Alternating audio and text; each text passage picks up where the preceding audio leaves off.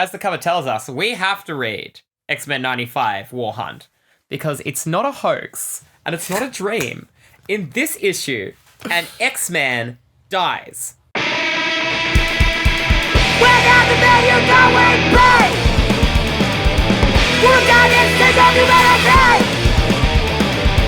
Transform, X-Men, reporting scene in time. Transform, mutants, systems is vital death. Now we're X-Men. Hello, flat scans, and welcome to the X-Men. Two trans women exploring the X-Men. We are the next stage in human evolution. My name's Beth. I'm Seanny. And we are here to talk about some comics today because last week we talked about our first ever issue of X-Men that you've read, Seanny, Giant Size X-Men #1. My first X-Men and my first superhero comic ever from start to finish. What a treat. Today we get to read two more. I know. We got to read two more and it's already been such a treat. But before we do it, should we check in? I think we got to check in. How you doing, Seanny? What you got to tell me? Look, I'm doing really good. I get to talk about X-Men with my girl Beth, so that always puts me in a good mood. But I'm still buzzing from our launch gig that we played on the weekend. Massive show. Lots of people there. Lots of people I hadn't seen before who knew the words. And that is a novel thing for me. I don't know I've had that experience a lot of times in my life. Can't ask for anything more. Isn't it great being in such a rockin' band, Seanny? I know. It's almost like we started this pod purely as a vehicle for promoting our band. Well, I feel like the band really... I did plug the podcast on stage. I feel like the band is... It goes both ways, yeah. I just think I'm playing the long game to promote the podcast. Before we even conceived it, I knew one day I'd want to do an X-Men podcast with a friend I hadn't yet met. So I did a music career for nearly 20 years, just in case it might happen. Well, X-Men was in your... Wait, what was in your life first? You playing music or you reading X-Men? X-Men. Wow. Okay. Yeah. Been here longer. And I've been playing music a long time, girl. You have. It was a great show. I think we've joked about it a lot, but it was really exciting. I'm always so honored when people come to see us play. And very, very soon we're putting out some more music. So at the end of this week, if this drops to schedule, which we've been great with the schedule so far, we'll have a single out on Friday, Halloween, Don't Look Down. Hell yeah, get amongst it. Yeah, pre-orders for Outside You Love Me to Death. I just set them live right before jumping on the podcast here. That's our second album in as many months, I guess. Yeah, get used to it. There's more on the way. On the subject of music, should we address, because this wasn't created yet when we recorded the first two episodes, our theme song and intro animation? We have to talk about the theme song because you guys have heard it a bunch of times now, but this has been my favorite thing about the pod so far because we recorded the first pod and we suddenly realized, oh wait, we should have a cool little catchy theme song at the start. Beth being the musical queen, I said, Beth, do you reckon you can come up with a little theme song? And she's like, I already got some ideas. And how long after I said that had you finished the song? Well, the ideas that I had completely disappeared, and I was like, I don't know what to do. And I got in my car on the way home, and it just came to me, and an hour after I got home, it was done, and it's perfect, and I'm so proud of it. And I'm glad you liked it, because I was a little worried that I was just high on something that was just fine. Insanity. We were like, oh, maybe we need a theme song. Later that next afternoon, we had a finished theme song, and it is the greatest theme song of any podcast that's ever existed. So, but what about the intro animations that my girl cooked on? Because between the two of us, we seem to have the ability to realize any creative project. Do anything? Achieve anything? Running on sheer adrenaline, I think. But, oh my God, Seanny, the way that you just went into your little rabbit hole and then emerged from it with something that, it looks like it could be the actual opening of an X-Men show or movie or something. It's just that good. Oh, thank you, Beth. It really was a case of like, I had some loose ideas, and then when I heard the theme song, I was like, oh damn, I've got to like triple down on everything I was thinking to make something as equally good as what this sounds like. Look at us tooting our own horns right at the start of the episode. The people learning to connect with our personalities, which is That's that we're right. funny and cute. That's what you're here for. And on that note, fit check. I think it's time for fit check. What are you wearing? I'm going to be so real with you, Seanny. This whole outfit is from Kmart. We got my classic, a little t-shirt under a dress. I think it's very, very cute. And it's not about what you wear, as I've been known to say, it's about how you wear it. And I'm rocking the hell out of this Kmart fit. But Yeah, you are. important thing to say, in my look, I middle part my hair now. Yes, okay, the biggest twist from the last 2 episodes. Beth is now parting her hair in the middle. And what do we think? I want to hear all your comments about it. Obviously, they're all going to be positive because she looks like a cutie. Oh, stop it. I know that was really what everybody was wondering. I wonder what Beth would look like with the middle part. Well, now you know. I'm going to have to invent a whole new part for the future. I wonder if anybody's ever parted their hair like horizontally. Well, you'll be the first one to try. I can't wait to see next week. Is that just a fringe? What are you wearing, Seanny? I am wearing my most no-nonsense half turtleneck singlet because tonight I am femme and I am authoritative because I have some rants. Oh my God, I'm so excited. You do look like a boss babe. Thank you. It sounds like you really want to get stuck into what we're reading today, huh? Yeah, I do. Can you tell me all about it? Today we are reading 2 issues of X-Men, the title that will in the future be known as Uncanny X-Men.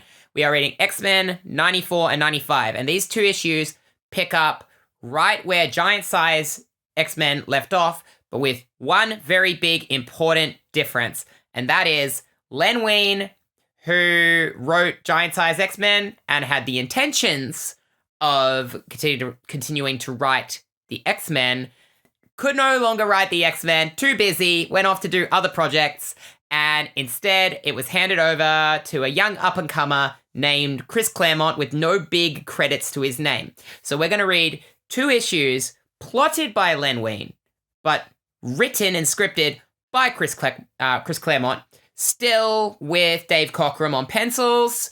And while we're not getting the full experience of Chris Claremont right now, we are starting to see little peeks of who this man will become and how unhinged and beautiful his vision for this comic is going to be. Are you familiar with the Marvel method? Lay it on me. This is a style used for writing comics by Marvel Comics, and it's the reason that people like Stan Lee in the 60s were able to churn out so many titles in a month, right? What they would do was the writer would give a brief outline of what was going to happen in the story or on each page, but not specifically each panel, as a modern comic writer would. And then the artist, the creativity of the artist and the freedom to create those pages to represent what's happening in that outline, which would then go back to the writer, who would then write the dialogue and the actual script, the internal monologues, all that sort of stuff. So Okay.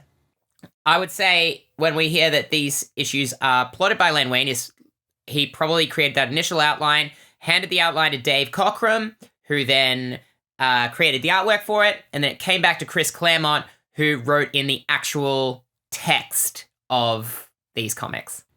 Wow. Okay, that's really interesting to me. So the artwork existed before the dialogue, like the text bubble text existed. Yeah, it's basically, this is what this comic is going to be about. This is what's going to happen in this comic. And that gets taken by an artist who fleshes it out. And then the writer comes back and does it. I love that you know all these things. This is my special interest and has been for a very long time. So let's recap this issue I'm going to give you a little synopsis. We're taking a new format. I'm going to give a synopsis of the issue, but Seanny, feel free to jump in if you got a quip about anything I got to say. But then after we've heard what's going to happen in this issue, we're going to jump into our ups, downs, and X's. Now, I'm very professional. I brought my iPad today. I'm looking like a little secretary, she told me before we got on recording. If I think of anything cute and funny to say, I'm going to try and be on my best behavior because I was a loose cannon last week and we didn't get to the ups and downs until very late in the episode. Like, we're having fun on the podcast. This is what it's about. Nobody has been bad here. There are no punishments. This is the X-Men, and they do breaking and entering. They don't care. X-Men 94 begins with the breaking of a man's heart. A man named Charles Xavier is following the events of Giant-Size X-Men #1. Our current lineup consists of 13 X-Men. While several of the new X-Men agree to stay, Sunfire immediately quits and basically tells Xavier, lose his number. We were both disappointed about this, weren't we? After all of the setup, I went into being like, okay, Sunfire, he's a grumpy little guy, but like, I'm really interested to see where they take him. Nah, see ya. He's such a diva. We're going to miss him. And meanwhile, Banshee is convinced to stay using Chuck's patented reverse psychology of saying, oh, these new young people are too much of a challenge for him. As all this unfolds, the original X-Men of Marvel Girl, Iceman, Angel, Havoc, and Polaris declare that they are leaving to find their own place in the world. Dropping like flies. After an overnight emotional struggle, Cyclops decides that he will stay as his teammates and the love of his life leave. Poor Cyclops. He's tortured, and he's going to be tortured for a long time. Cyclops throws himself straight into his work, training the new X-Men in the Danger Room, changing them from 6 loners and outcasts into a team.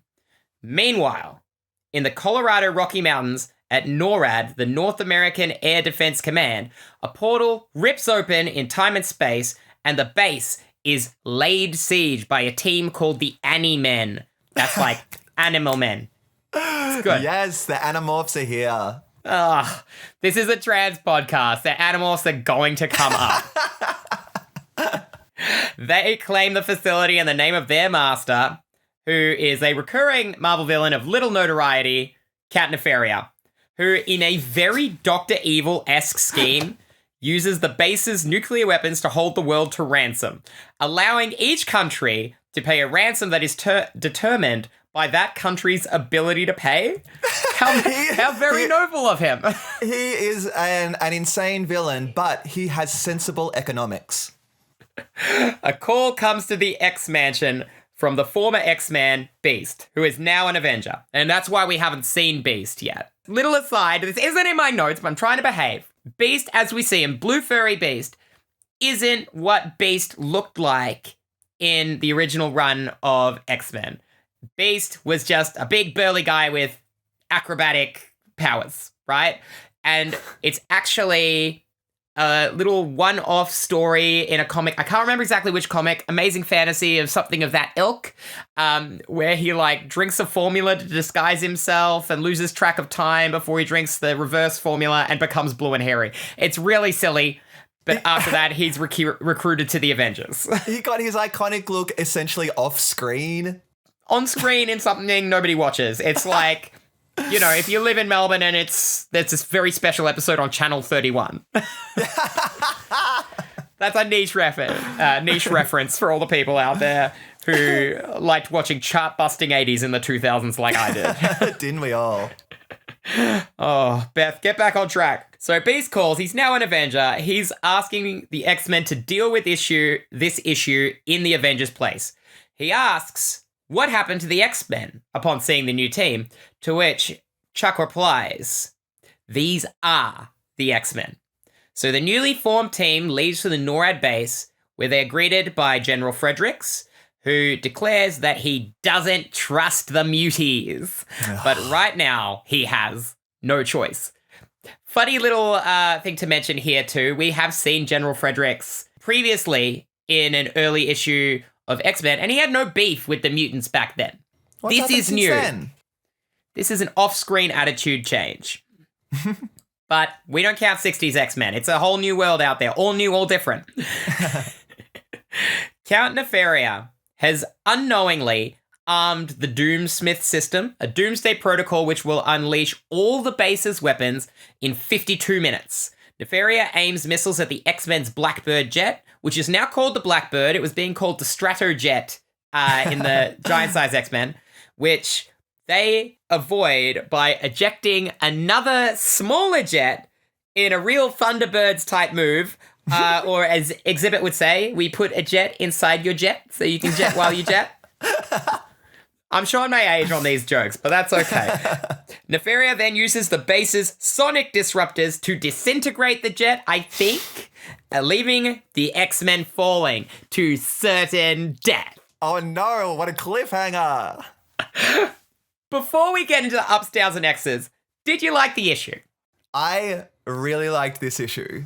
To me, this was, it has to be said, very Saturday morning cartoon kind of plot. But you know what? This is their first, real mission on their own, the new X-Men. It's the perfect platform for them to be doing it. These two issues really show that if Len Wein had stayed on this book, we would be seeing the X-Men in a very traditional Marvel superhero comic. Not the soap opera that we get under Claremont's watch, right? And Yes. I think the world would be worse off for it. That whole first half of the issue with the X-Men are just bickering, and that's all through my ups, downs, and X's. And I'm going to assume yours too. Oh, yeah. There's very little of the action pieces are in my ups, downs, and X's. That's because that's what this comic is about. It's so interesting seeing where Chris Claremont has inserted his own agendas. Is okay, during the quiet bits where people are just talking, that's where I'll put the good stuff. As a woman, I love gossip, and the X-Men feels like gossip. And I'm going to tell you this. My friend Olivia once told me that gossip is only seen as a bad thing because it's a field where women hold the power. That's so true. I love that. Wise words, Olivia. I keep calling everybody a real one, and I don't know if that's something that I say outside of the podcast. Next time we're at band practice and I say it, let me know. But another real one. I'll let you know when it leaks into your real life. Let's kick into the ups. I think we should go one for one. I was going to say the same thing. That's because we got one brain and we're getting the zap. Yeah, we do. Zap, zap, zap, baby. I love classic comic cover copy, and to have the words X-Men, you came seeking Count Nefaria. Instead, you found only death. That gets me hyped up. So hyped. The cover with him looming in the background as well. It's so classic comics. I love it. And Banshee made the cover. Banshee made the cover. Congrats, Big B. Oh, our cover girl. Yes. I'll be honest. Banshee didn't make much of an impression on me in the first issue, but after this one, I have only loved him more and more. I just think he's a cutie. He's just a cute old guy who hangs out. Got an up for me? Yes, and ironically, it is about Banshee, so the perfect segue. Banshee is thinking of leaving, and he's like, oh, these youngsters, I just don't know if I can keep up with them. That's my Irish. I'll never do it again, I swear.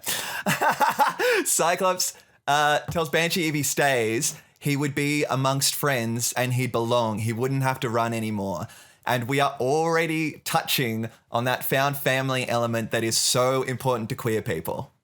Now, this is in my ups too, and I pretty much burst into tears reading that because it's Banshee. He's always a highlight. He calls himself a barely literate ex-cop. He worked for Interpol, and that's how the X-Men originally made him in the 60s run.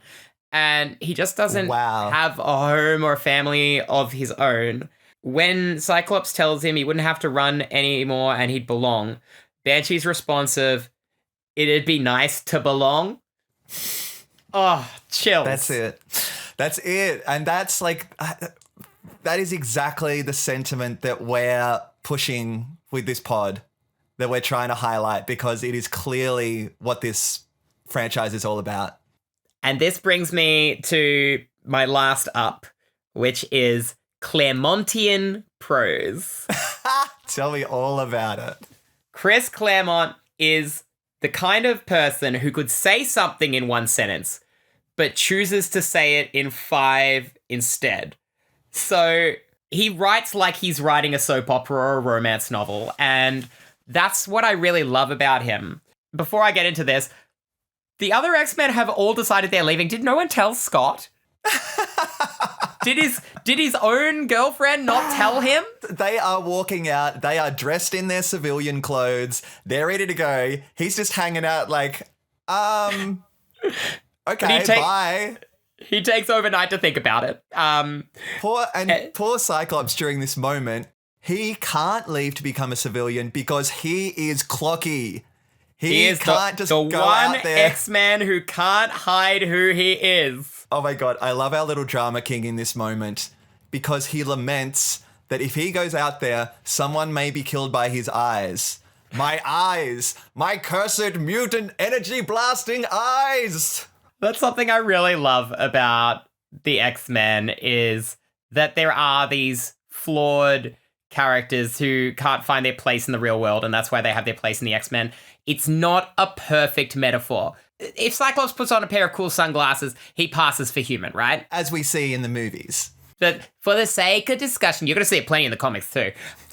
You know, the perfect version of the X-Men is that they are these mutants that have conventional superhero powers and are predominantly human passing, and they fight for the rights of all those mutants who maybe don't have a useful power, or who the non-mutant world, the flat scan world, couldn't bear to look at. And I think that's right.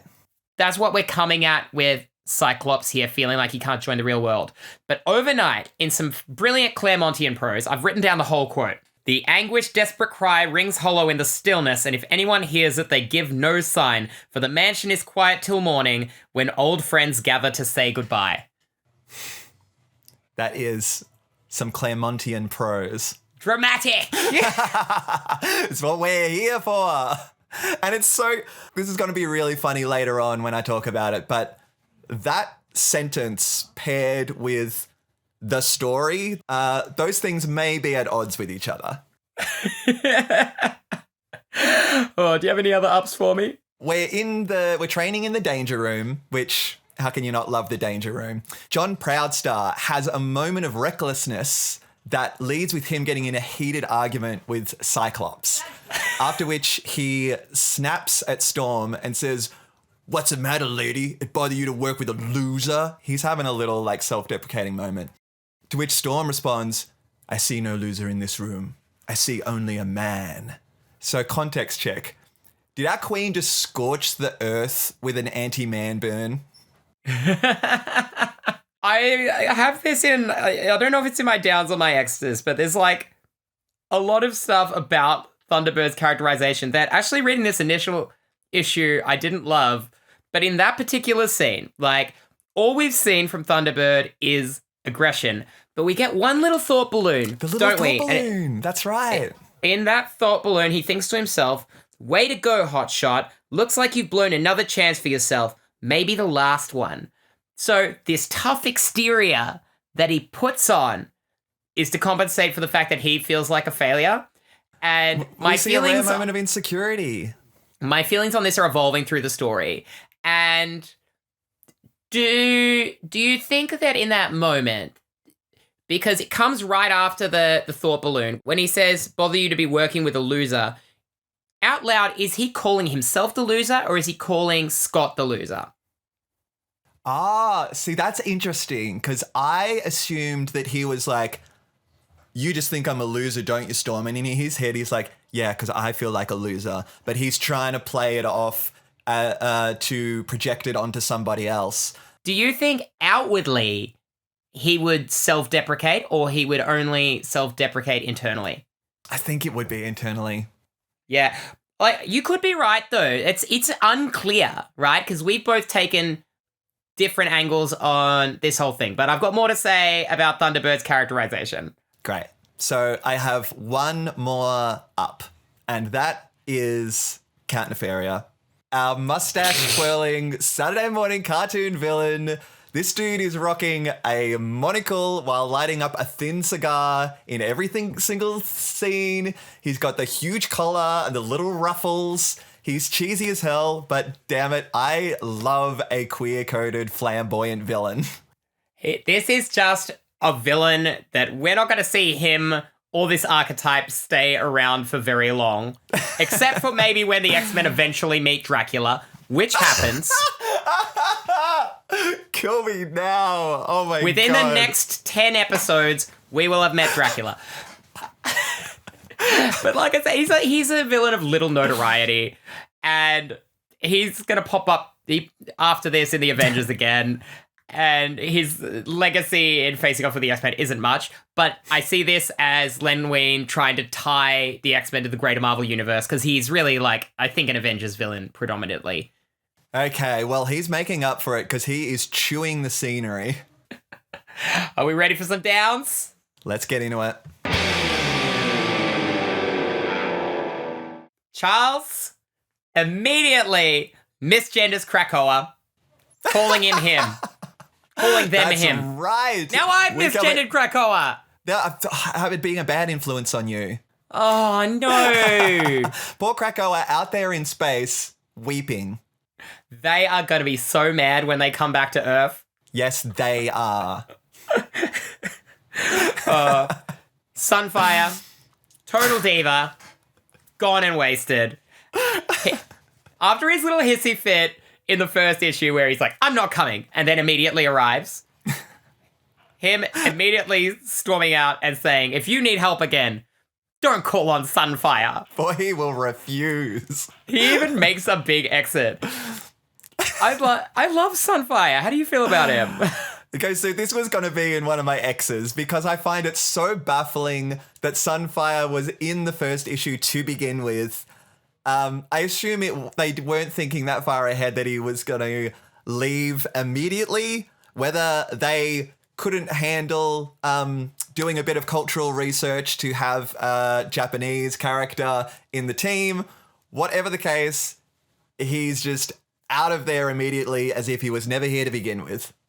Do you think this is also Claremont just immediately whittling down this massive pool of X-Men he's been given to focus on just the ones that he is interested in? I think this is exactly what it is, because having 13 X-Men, I was ready for it, but concerned of like, how are they going to juggle all of these personalities going forward? And to whittle it down to, how many are we left with after Sunfire? Is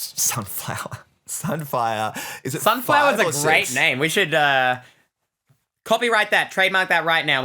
When we start writing X-Men, we got Sunflower. That's it. When he eventually transitions, he adopts the name Sunflower. You know, he actually has a sister with the exact same powers. I want to say Sunpire? Sunpire? Going with the fire theme. I dig it on a Pokemon naming convention aspect. I'm going to look that up and try to refresh my memory. She's only, I really think, in a short run in the early 2000s. But I think this departure we got to think of in terms of power sets as well. We have flyers on the team. We've got Banshee and we've got Storm. So do we really need Sunfire? We've got Storm also for an elemental-based power. And, you know, Cyclops' I-beams don't generate heat, they generate force. But still, it's a power blast sort of power. We can eliminate Angel because we have multiple flyers on the team.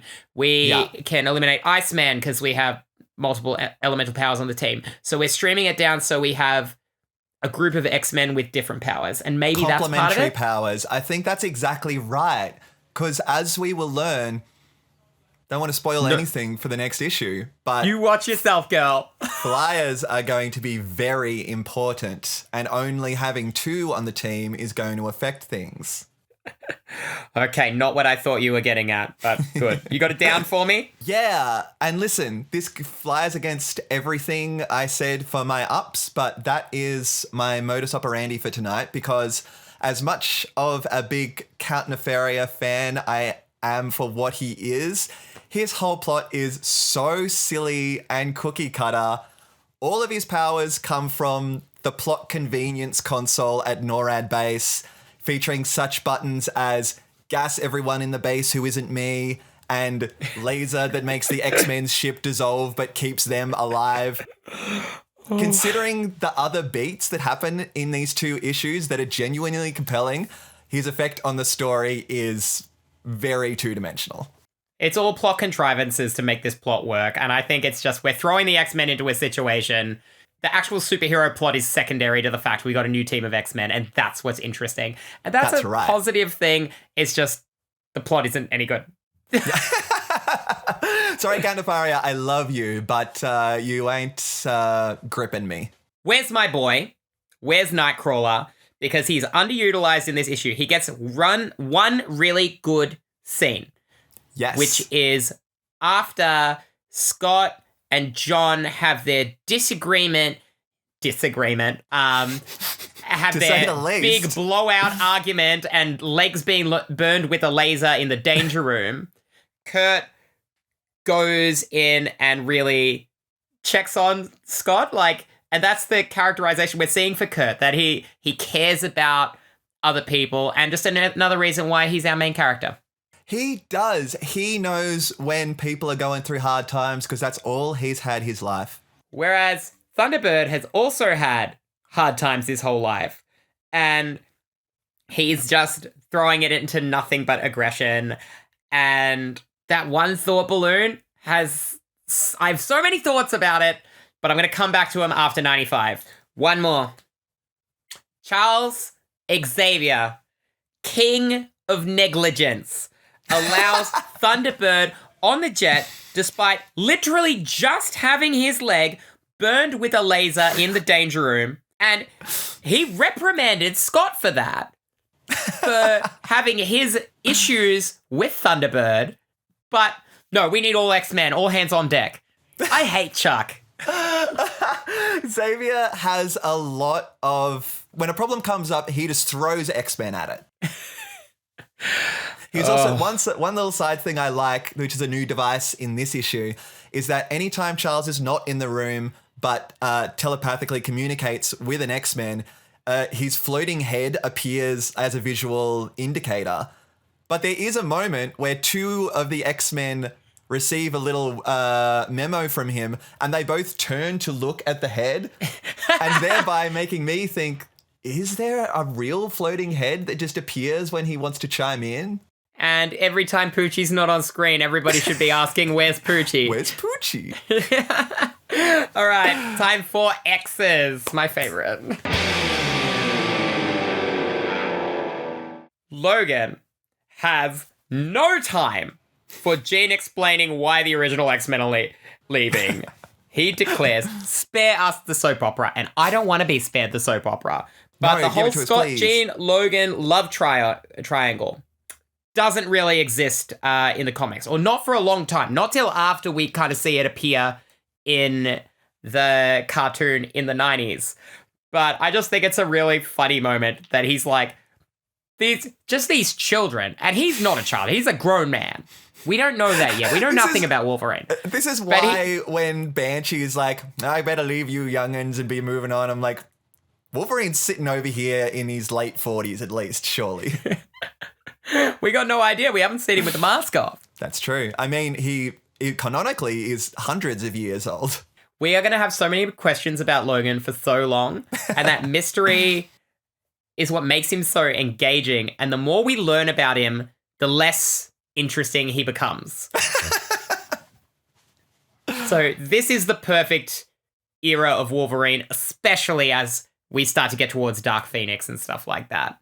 Cool. Got an X for me? Yes, I do. And this was so hard to put on here because it very easily could have been an up, but the Animen are the weirdest freaks, and I love them for it. I have them in my exes too. Yes, I would die for Beard Cat. There is one scene where Beard Cat is like puffing on a huge cigar. I'm just like, could be me. They all got names like Catman, Frogman, like just the most basic thing. Yeah, Dragonfly's in there. I got some things to say about this team because they were a previously existing villain team that didn't have superpowers called the Organization. Count Nefaria, in a one little panel synopsis, explains that he's turned them into the Ani-Men using magia science. The magia in Marvel Comics is like their mafia, right? And the mafia has access to science that can turn a group of thugs into animal men. And he's kind of blackmailing them, saying, you'll never turn back if you don't do what I say. But at the same time, when Count Nefaria first speaks from off screen, Dragonfly's like, who is that? Who could that be? That's your boss, the mustache twirling villain? As if she's forgotten like the whole reason they're there. How could you possibly mix him up? With the voice that I imagine that he has. They just read the speech bubbles in the air, so there's no voices. Well, that's right. They didn't have a Charles Floating Head to tell them who it was. When the Ani-Men appear, we get some really great prose from Claremont, because they don't just appear. They appear through a shimmering silver oval, a hole in the air, a rip in the fabric of time and space. In short, a portal. That was not short. It was not short. And you could have just said a portal. But the prose is selling it. But why that prose specifically? We're all here for the prose. Got another one for me? I'm tapped. I got some good stuff here, okay? You're off the leash. Scott pranks the X-Men when we're coming to the danger room. Because he's like, well, all you gotta do is walk in this door and out the other. But the door says danger room on it in huge letters. And Thunderbird, being the hothead he is, immediately falls for it. Of course. You can just imagine Cyclops too. He's like, yeah, you can cross that room if you wanna. It's like that clip from Arthur where DW's like, that sign won't stop me because I can't read. And I'm sure John Proudstar can read. He just doesn't care. He's just too much of a hothead. Logan, when they're on the Blackbird, he's sitting next to Banshee. And he says that he has friends at Valhalla. And if Nefaria has hurt any of them, he'll cut him into tiny pieces. What's really funny is, obviously, I go online and I research the issues before I, write up my notes and stuff like that. There's a note on fandom.com, which says that this interaction has Banshee surprised of Wolverine's connections. Banshee's not surprised that Wolverine has connections in this scene. He's surprised that he's threatening to cut up Count Nefaria into tiny little pieces with his claws. Well, when he says, surely you're joking. He doesn't mean you're joking that you have friends at Valhalla in the government. He's worried about, the slice and dice being proposed. Yeah. Hey, I know we're going to stop this guy, but do we have to dismember him? I know that's not something from the issue, but I was in stitches reading that. That's so funny. One more X before we get into issue 95. Please. This is my favorite part of the issue. Cyclops, when they eject the smaller jet, says, as far as he knows, we're dead. And in the very next panel, Nefaria declares, by all that's holy, the X-Men are still alive. In Rise of Skywalker, when Chewie's on a little jet and you see it get blown up, and then immediately the next scene is him being... Give us time to mourn, I guess. Like the very next shot, it's like, we could at least think Chewie's dead for a minute. It'd help build a little bit of tension for a moment, yeah. That's what this is. I liked the issue, Seanny. I liked the issue as well. I think you are exactly right. They whittled it down to a core team that are very complementary to each other. They're on their first little adventure, and we're just finding out so much more about them, and they're becoming more and more fleshed out. Were you so excited that you wanted to read a second issue as well? Because I did. You know what? I was so excited. I started reading the second issue right away. As the cover tells us, we have to read X-Men 95 War Hunt because it's not a hoax and it's not a dream. In this issue, an X-Man dies. Which X-Man? Well, it's actually spoiled right there on the front cover, but I'm going to discuss that later. Yes, we will. We will. We open on our new X-Men team falling. Cyclops recalls the events of last issue before snapping quickly into leadership mode and directing the X-Men to work together, using Storm and Banshee's flying powers to carry the other X-Men to safety as Colossus drops to the ground in his metal form. Cyclops, always putting himself last, allows the others to be saved as Banshee returns for him to save him from his fall at the very last moment. And Cyclops is just a bit like, well, this is it. This man is depressed. He's just like, I guess it was going to happen sometime. Poor Scott. When we're on the ground, Nightcrawler, the main character of the X-Men, teleports himself into Valhalla Base, where he fights Frogman of Count Nefarious Animen and defeats him before reaching the missile bay, overriding the missile sequence and allowing the X-Men into the base. Then, in the tunnels of Valhalla, the X-Men are blasted with gas, but this base, designed to survive nuclear war, biological holocaust, and meteor strikes, is no match for the X-Men, who smash straight through the wall into the next tunnel, their signature move, breaking and entering. Soldiers charge in to attack, but they're no match for Storm, who washes them down the tunnel with a flood of rain.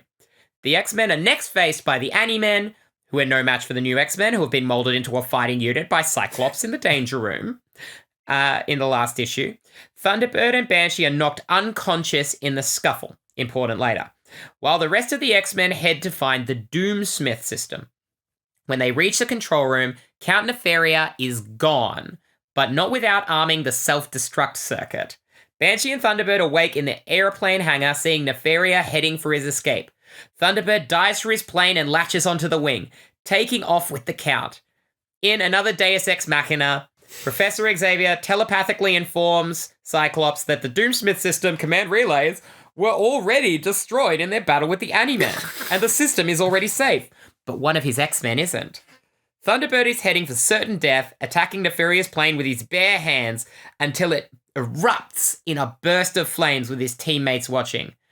Our issue ends as the story started, with the breaking of Charles Xavier's heart as he telepathically experiences John Proudstar's death alongside him. As Cyclops consoles a distraught Banshee that, sooner or later, it happens to all of us in this business, it comes with the uniform. From Saturday morning cartoon to gritty cop drama in one page. Thunderbird, we hardly knew ye. Literally! Okay. We're going to have to get into the ups, downs, and X's because most of my comments revolve around this moment. I liked 94 more for the team building stuff, but the action of this one was, well, actually, one scene's action of this was better than the first one. Which scene? The ending. Oh, sorry. When you said action, I thought like maybe it was like the big pows or kachows we got, or when Nightcrawler and Wolverine punched that one guy together. I like the introduction to the issue with everybody falling and teaming off and that as well. All the fights in the middle aren't much, but just what a great, fantastic ending. So let's get into the ups. Yeah, I got an up for you, Beth. It's called The Death of Thunderbird. Oh. I want to clarify. It is not because I want to see Thunderbird dead. It is because during Thunderbird's fiery death, we learn that Xavier is still mentally attached to him and therefore feels everything that Thunderbird feels, except Xavier is still alive. And this is depicted with such haunting poignancy in the panels, with the professor slowly collapsing into despair as the mental flames engulf him. Listeners, Beth received no less than 12 shock face emojis when I read this page for the first time. It is as beautiful as it is devastating from a writing standpoint, from an artistic standpoint. This is a masterful accomplishment, and I think Chris Claremont and Dave Cochran deserve some claps. Cochran cooked on this. It's in my ups too. Cooked as much as Charles Xavier did. Oh, Seanny. I love the sequence of Thunderbird is on the jet. Xavier's trying to talk him down telepathically, just executed brilliantly. And having Xavier engulfed in those metaphorical flames back at the mansion as he experiences Thunderbird's death alongside him. And then Banshee's reaction is truly devastating. And this is from a man that was an Interpol agent, right? He's probably seen some things. I've seen Taken. Cyclops' truly calm response is on brand for his character. We know he's going to blame himself, but he's not going to show that in front of the team. Everybody is characterized so well in the face of the death of their teammate, even if they barely knew him. And it just ends after that moment. We get a little Finn as they're sadly walking away from the wreckage. And I feel like that kind of ending is the more important way an X-Men issue should end versus an action cliffhanger like the last issue. Ending this on despair and the burden of being a mutant. That's what we're looking for in this comic. That's it. I think I have more to say about everything to do with Thunderbird later in my downs and Me too. X's. Me too.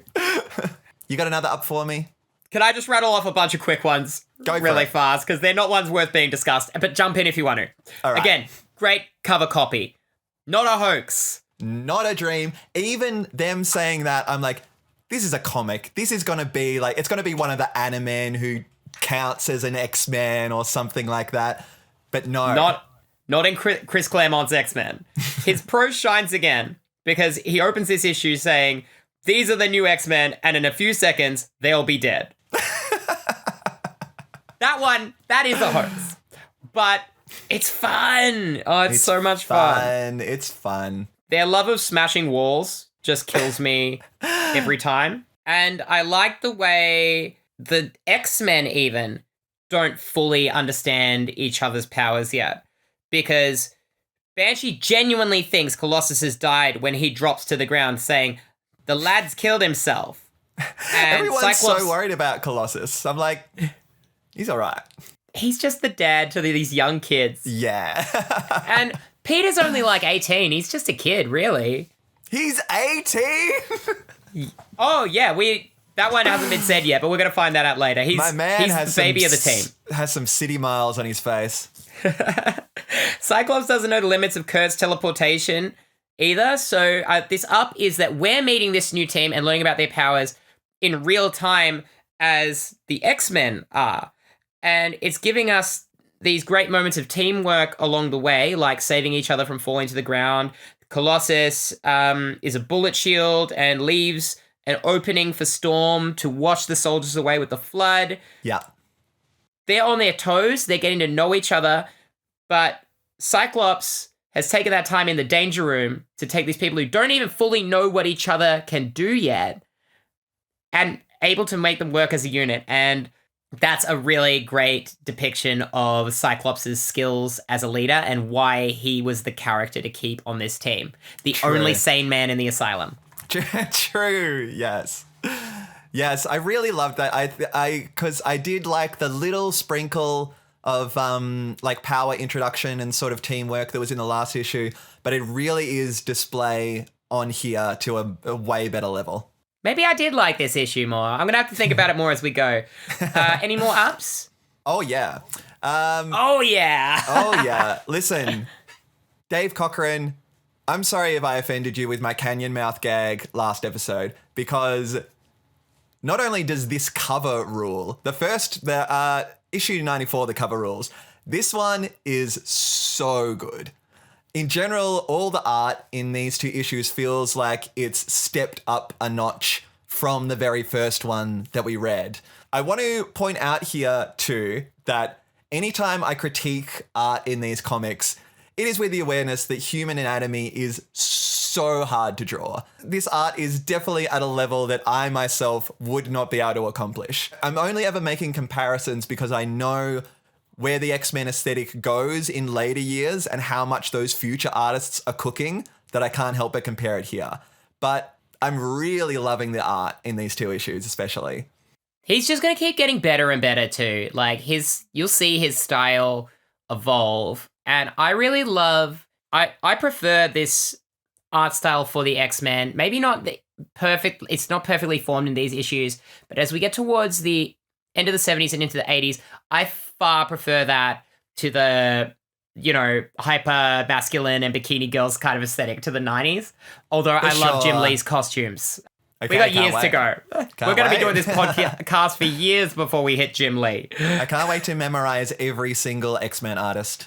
Don't let me get started. I love them all, but we got to focus on this issue. Also, the opening page where all the X-Men are falling out of the sky. There's some great poses going on. It's a great introduction to the issue. Cyclops' tuck game is very impressive. There is no bulge in sight in this image. He must have learned from me. Oh my God, maybe we need to cut that joke. From the best. Or maybe it's the intro. Oh my God. We're going to need to do an X-rated version and start a Patreon just so I can make one dirty joke. We have to. It's got an X in it. I got one more up, and that's just that my boy Kurt, the X-Man who gets the solo spotlight in this issue.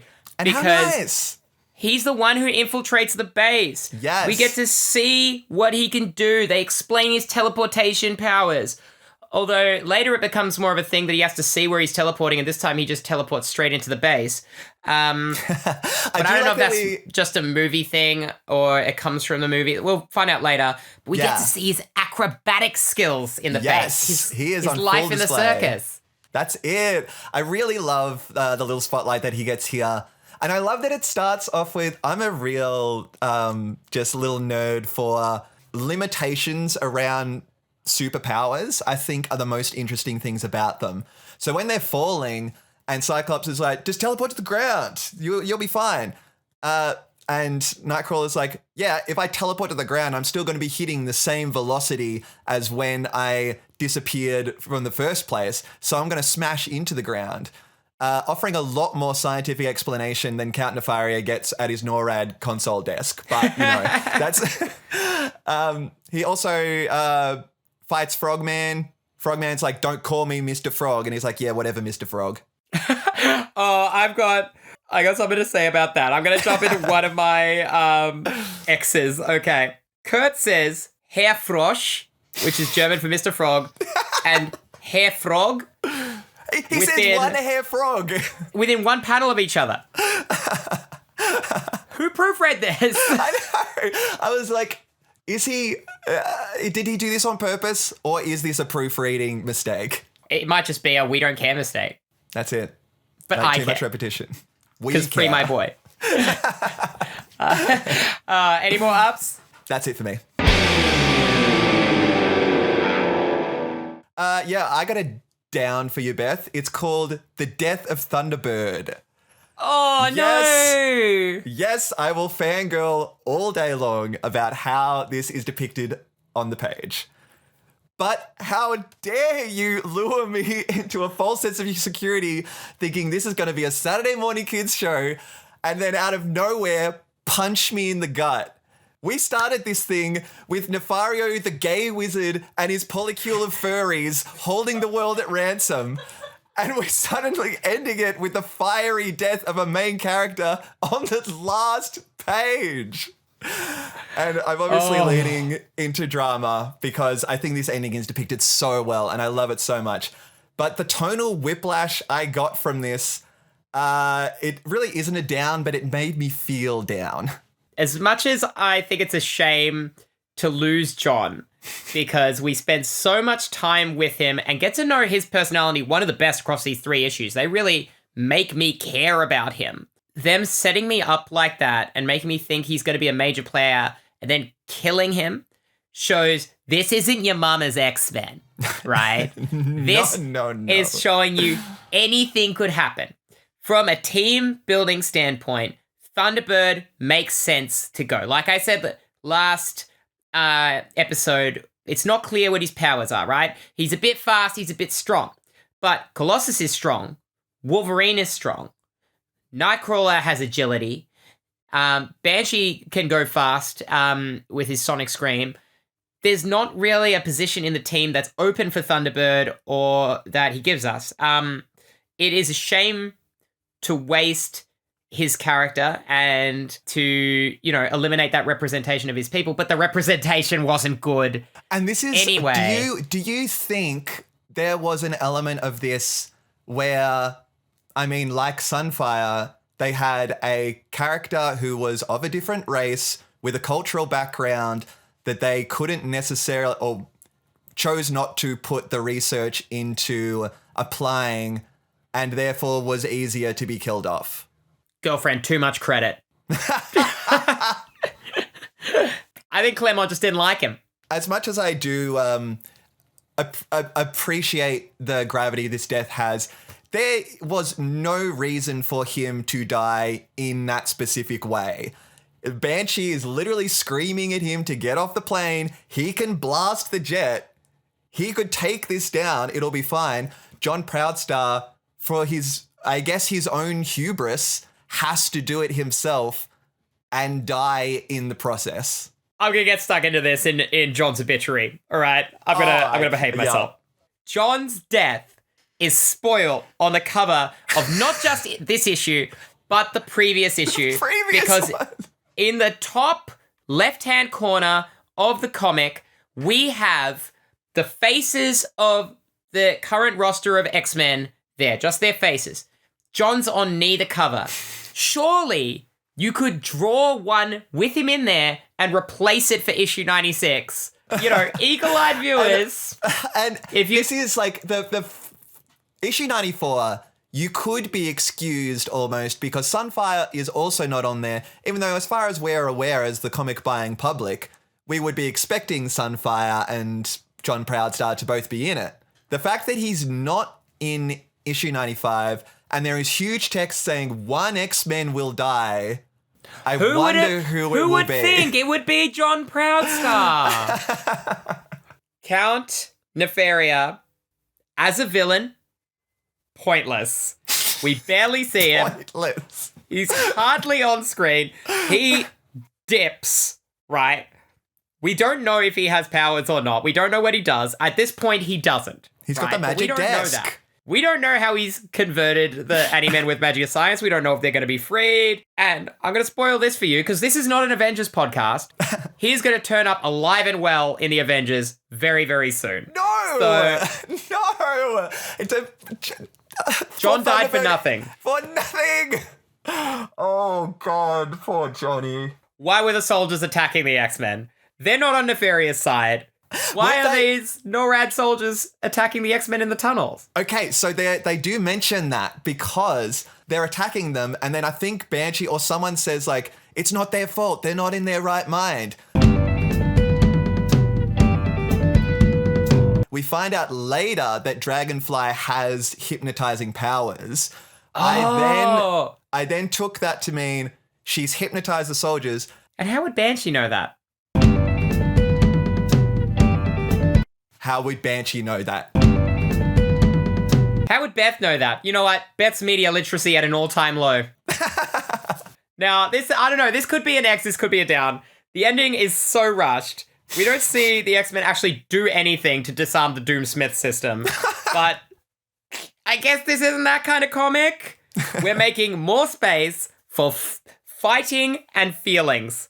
It's very sloppy writing. But that's what we're here for. Fighting and feelings. Time for the best part of every issue. for the X's, baby. Is that a thing? I think that's Wakanda forever. Like, let's not do that. Oh, no. Okay, yeah, I got an X for you, Beth. It's called The Death of Thunderbird. No, I'm just kidding. I'm pretty much all ranted out on here. But it will be said, it is baffling that this tonal, pointless to the story moment happens. I am therefore making it our first official triple event of ups, downs, and X's. For a more serious X, I don't know, the moment where Dragonfly tries to hypnotize Cyclops, but it makes his eyes open, and so she gets zapped in the face. It's an interesting I have that too. Yeah, it's an interesting weird thing to happen.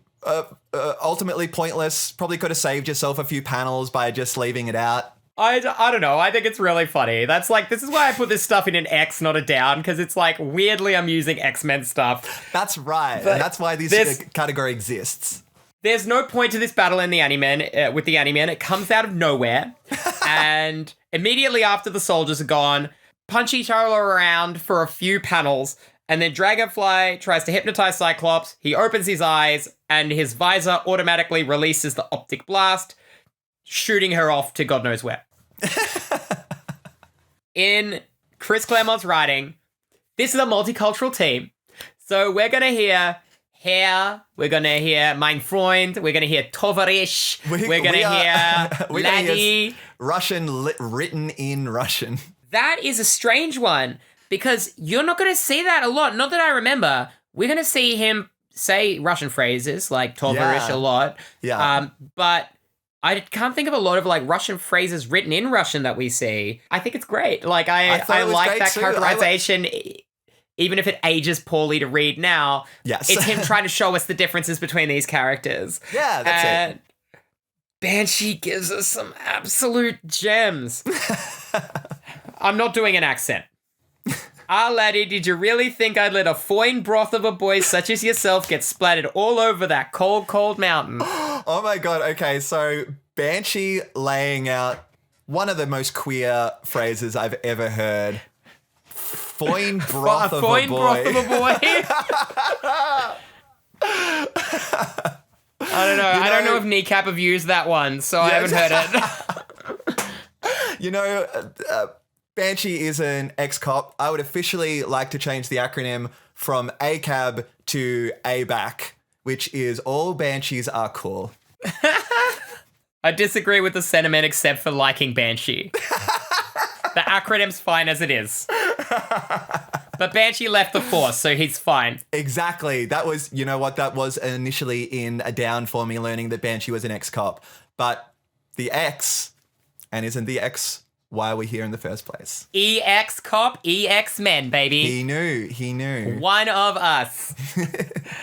The term muties appears again in this issue when it's used by the soldiers. So there's animosity between the mutant species, right? But the mutant metaphor isn't fully formed. The term muties even goes back to the 60s, but there's not enough mutants around, right? For there to be like a clearly formed fear of mutant people when most humans would never encounter one. The mutants that we see, as I discussed last issue, are sort of implied to be all the mutants that exist. And these guys have probably been sitting around forever waiting for a chance to use this slur, right? I know they're mind controlled now. This racial prejudice that we're seeing to the muties, the slur against mutants, is directed at such a tiny, tiny, tiny little group. That is really true. Not only is it weird because you're targeting such a specific little group, muties is so close to the word cuties. It's just like, you little mutie. Nah, if you called me a mutie, I'd slap you silly. I'm not about reclaiming slurs, she says as she uses the term flat scans in every episode. But I'm not using it for me. No, that's right. I'm using it for all the non-mutants watching this. We got allies. superpowers. Somebody on TikTok tried to tell me that changing your gender once isn't much of a superpower. I think it's a pretty good trick. I beg to differ. Oh, you know what? I accidentally wrote an X here, which I realized was for the previous issue. all it was... Do it anyway. Okay, so... Get crazy. We can get a little bit silly and a little bit crazy on the pod. Oh, we're finally allowed to get silly and crazy? Okay, I'll lean into it then. As if we haven't been fully unhinged this whole time. So, NORAD base, what I assume is like the peak of sort of like Earth security, is foiled by one of the guards gets a little package in the mail that's a really suspicious looking remote with a huge button on it that says press me. And How did we not mention this? This is in my notes too. His first impulse as a member of security is to press the button, and that is what opens the portal for the Animen to enter. Now, I got to jump back because I've got the quote in here, right? This portal is opened via an officer being mailed a button that says press me, and he presses it. But we get a weird joke of one of the other officers saying, maybe it's that Raquel Welch doll you wanted for Christmas. Claremont, like all comics writers, is just barely disguising kinky stuff in the comic. And that's what all comic writers do all the time. But how did we miss that? I know. Well, I'm so glad that we got back to it. Well, if that's the end of the X's, I got a new segment for us. It's called Xavier's Graveyard.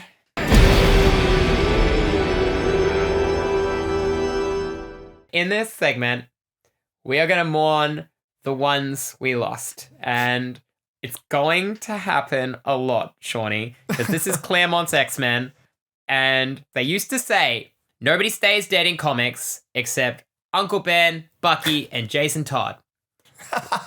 Then, within the space of a couple of years, Bucky and Jason Todd both came back from the dead. Sorry, Uncle Ben. We did get like a cyborg kind of Uncle Ben in the 90s. Let's not get into all that. This isn't a Spider-Man podcast. That's our fifth spin-off podcast.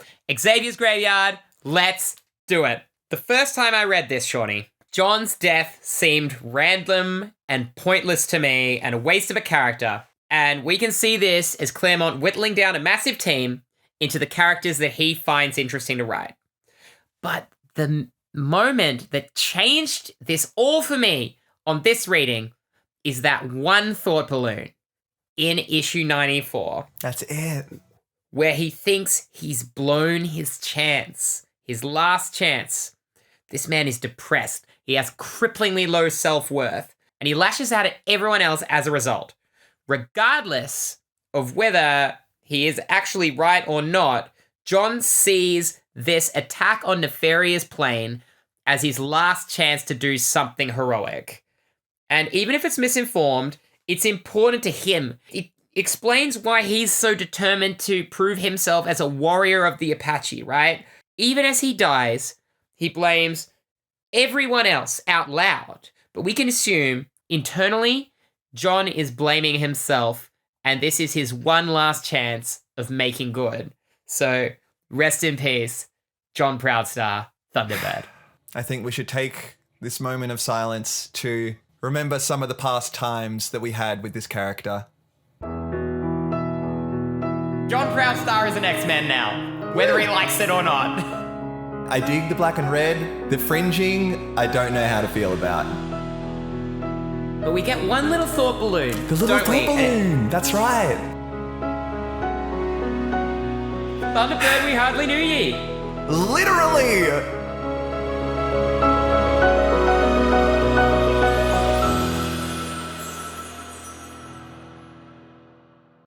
And that brings us to the end of X-Men 94 and 95. Seanny, how are you feeling?